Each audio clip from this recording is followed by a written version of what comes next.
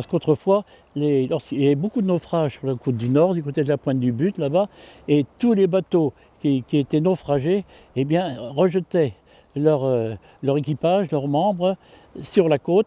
Parfois, certains partaient en mer et d'autres étaient enterrés là. Alors, comme on ne savait pas s'ils étaient religieux ou pas, s'ils étaient catholiques ou pas, ceux qui étaient catholiques, on les emportait au port. Ceux qui n'avaient pas de traces de religion quelconque, on les enterrait sur place.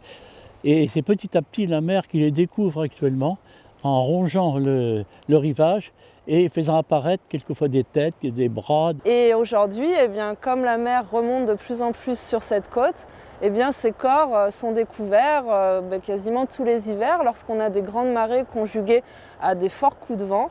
Et bien là, petit à petit, la mer vient vraiment ronger la dune.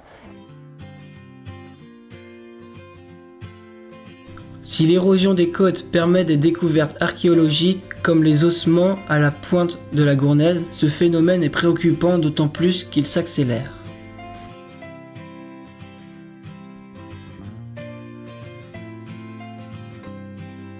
Depuis le début, depuis les années 50, il y a près de 80 mètres qui ont été enlevés complètement de cette côté-là. On ne s'en aperçoit pas parce que c'était dunaire, c'était que des dunes. Il n'y avait pas de construction à ce moment-là. Les constructions n'ont commencé dans cette région-là que dans les années 70, par là. Et puis les travaux de Port-Joinville, les travaux du port qui ont été faits, surtout les derniers, ont modifié énormément les courants, et ce qui fait que la mer agit beaucoup plus qu'elle agissait autrefois. Par exemple, en 1999, il y a eu cette fameuse tempête énorme qui a fait 3000 arbres sur l'île. Eh bien, cette tempête a provoqué aussi des vagues énormes qui ont provoqué des dégâts supplémentaires. Alors, maintenant, c'est pas tellement progressif, mais c'est surtout par à coup. Lorsqu'il y a de grandes manifestations de mer, eh bien, les grosses tempêtes ont beaucoup plus de violence sur la côte qu'autrefois, où c'était progressif, on ne s'en apercevait pas. Ce n'est que dans les années 1970 qu'il y a eu une prise de conscience de l'érosion des côtes et du réchauffement climatique. Les tempêtes sont de plus en plus fortes, les dunes s'érodent de plus en plus vite.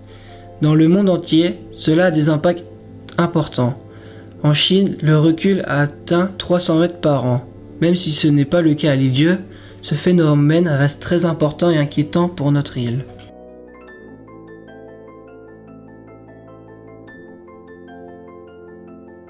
Pendant toute ma jeunesse, je ne me suis pas beaucoup aperçu de la côte qui se rognait. C'est très récent, c'est à partir des années 60-70 qu'on a commencé à y penser. Les premières émissions, c'était Pierre Delagarde qui était à la télé, qui parlait de la protection des monuments historiques. C'est ça qui a commencé à faire comprendre aux gens la nécessité de protéger ce que nous avions, notre patrimoine, qu'il soit naturel ou qu'il soit monumental. Il fallait le protéger. Ça, petit à petit, ça a été très long à faire rentrer ça dans l'esprit des gens. Les anciens ne se rendaient pas compte. Ah, la mer, c'est comme ça, c'était fataliste, on n'y peut rien. Du patrimoine qui est né il y a une vingtaine ou une trentaine d'années, pas plus. Mais avant, les gens n'avaient pas la conscience de la protection du patrimoine. Ils allaient là, ils étaient là, on creusait même s'il fallait, tant pis, hein, on s'amusait et puis on détruisait, on cueillait des plantes un peu partout, alors qu'il ne faut surtout pas le faire, ça. Alors tout ça, cette progression a été faite depuis l'arrivée du tourisme. Alors c'est conjugué en même temps, il y a eu un manque de connaissance des gens, et dans les écoles non plus, on n'apprenait pas du tout la protection du patrimoine. Et ça c'est très bénéfique depuis qu'à l'échelon national, on s'en est occupé. Et là, on s'est aperçu en effet que les propriétés étaient saccagées de plus en plus.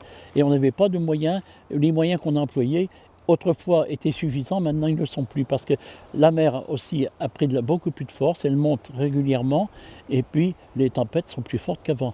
Entre les années 70 et 90, on a extrait énormément de sable à la pointe sud. C'est bien qu'à un moment, on craignait que la pointe sud soit coupée par la mer.